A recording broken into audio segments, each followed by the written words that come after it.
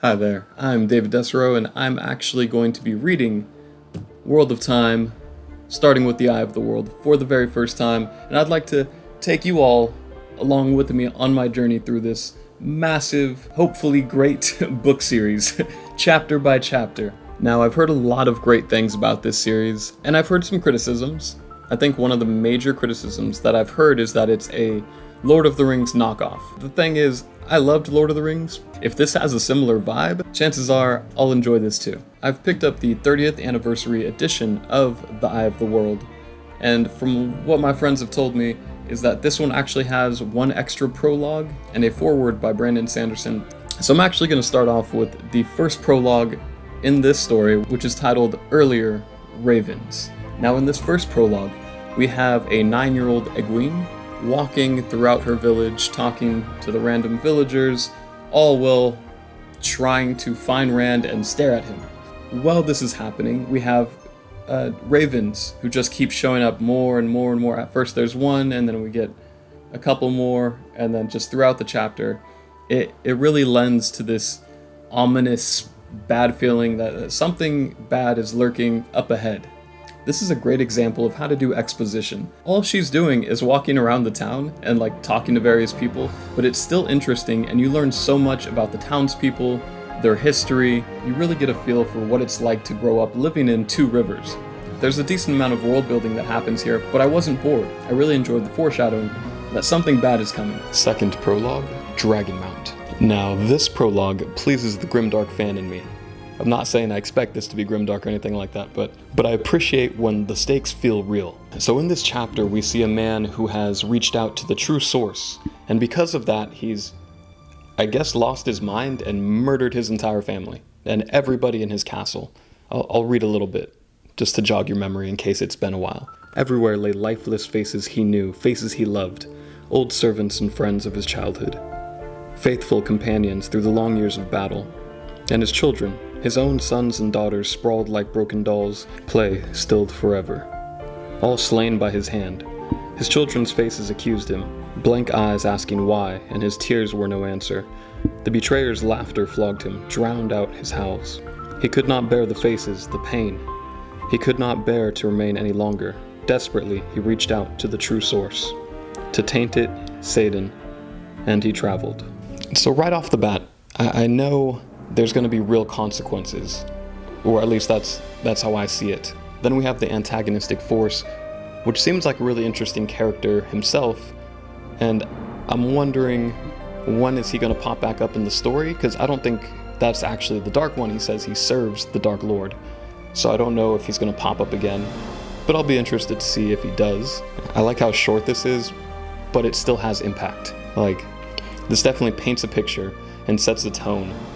Bad stuff will happen somewhere in this story. And this world absolutely needs a hero. Chapter 1, An Empty Road. When Tam tells Rand about the flame in the void, that's such a good saying and such a good mindset. I'll probably be using that a lot.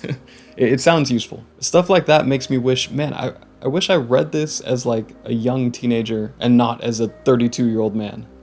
Learning to keep your composure is such an underrated skill. But anyways, walking along the empty road, that felt nice and creepy, again, ominous. I feel like I'm saying ominous way too many times in this video, but that's the general tone.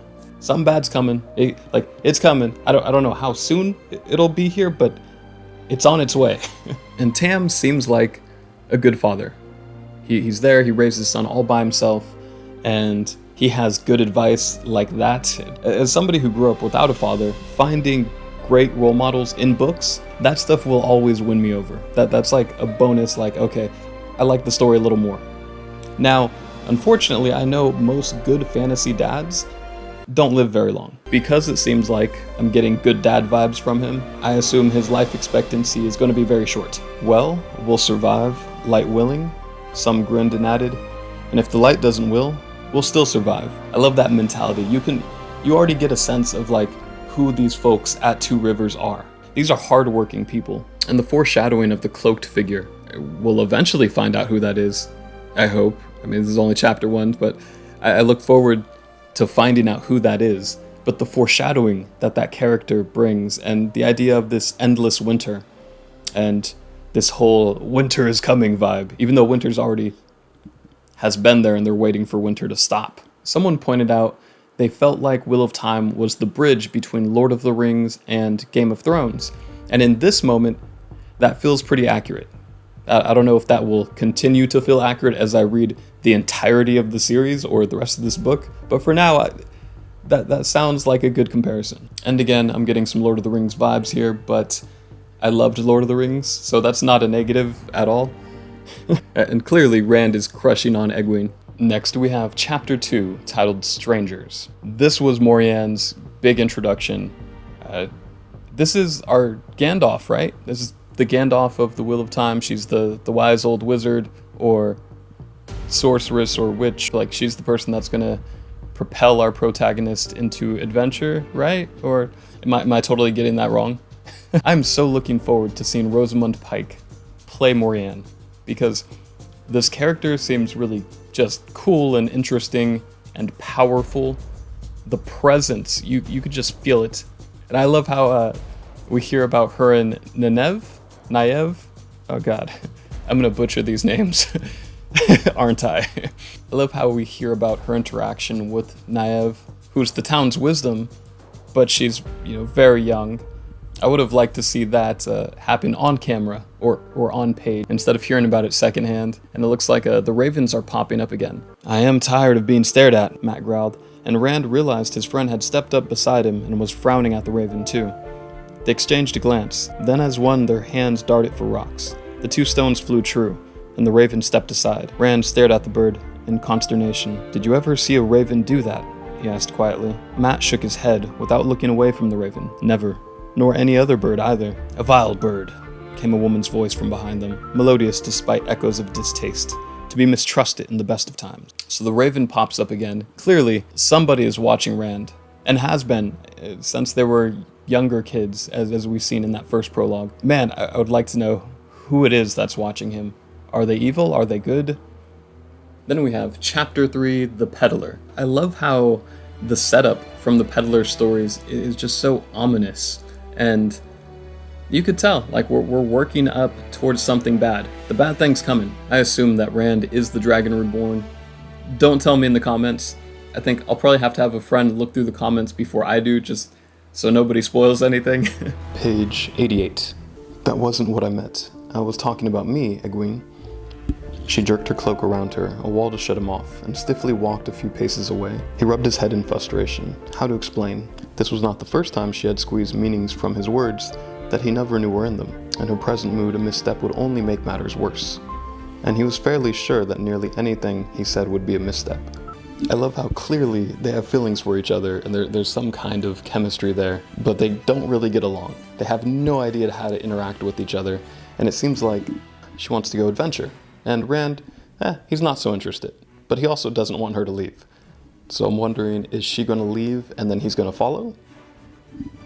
Also, it's adorable how Rand and Egwene act towards each other. Like, you could tell there's feelings there. They both keep staring at each other and smiling. Well, I don't know if Rand's smiling, but he's definitely staring. It's like they haven't admitted to themselves their feelings about each other.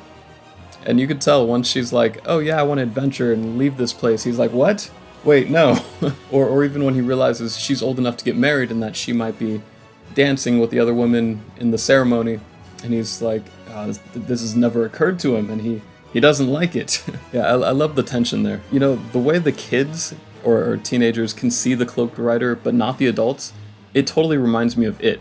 Like, all the teens, they can see Pennywise, the dancing clown, but the adults in Derry, they never see him. But also, there's still this general feeling that something is wrong. And I feel that here, in this chapter. Also, I want to know, what's the significance of this coin that Morian gives to Rand and Matt and Perrin? Can they, like, get her attention or summon her with it? Like, what do they do with it? I don't know. But I thought that was really interesting. Anytime Morian's on screen, on page, it's really interesting. And I love how all the boys are stumbling over, like, their words. They don't know what to do with her mere presence. And again, watching Rosamund Pike play this role is going to be really interesting. Chapter 4, The Gleeman. She smiled, and Rand found himself wondering if there was anything he might do for her. Something that would give him an excuse to stay near her. He knew she was smiling at all of them, but it seemed meant for him alone. It was really just like seeing a Gleeman's tale come to life. Matt had a foolish grin on his face. So, she melted this man like butter. He was not ready for her presence. Morian's introduction was awesome. This is a cool character who it feels like is going to be exciting whenever they pop up. I'm going to read you a little bit of Morian's introduction. In the middle of recording this, found out, thanks to the Dusty Wheel livestream, that it's pronounced Moraine, I guess. You might see me say Morian a couple times in this video because I filmed this in different sections, but apparently it's pronounced Moraine. I love the interaction between the Gleeman and Moraine. These are two interesting folks that have arrived in this little village. I trust you will like my stories as well, Moraine. Thom watched her with obvious wariness. He looked not best pleased to find her there. Suddenly, Rand wondered what sort of entertainment a lady like her might be offered in a city like Berlin or Camelin. Surely, it could not be anything better than a Gleeman. I like that part just because it shows, like, he doesn't really get out of Two Rivers, so he can't even imagine what could be better than a Gleeman. This man who has stories and he could dance and he could do flips and juggle. There's no way she's seen anything cooler than that. Like, he's like, she's impressed. And I just love how every time Moraine shows up, everything stops. She's literally a showstopper. Man was putting on a show, she shows up, everybody's like, God, I can't wait to see Rosamund Pike play this character. And I'm glad to see Tam, Rand's dad, finally believes him, or at least points it out, because Rand was like, oh man, I'm gonna have to come back tomorrow, try to find some more people to convince you guys, but Tam was like, no, we talked to the other dads in the council, and everybody's son or nephew has basically said, yeah, we've seen it too. So he doesn't really have to worry about that, and he wants to, like, do something. His father makes a good point. He's like, if there is an outsider who's dangerous, we need to go and check on the farm. So they go back, and Rand feels a little better, knowing that everybody else knows. He's not in this alone. He'll have the folks of Two Rivers backing him up, hopefully. Now the next chapter, which I haven't read yet, is Winternight.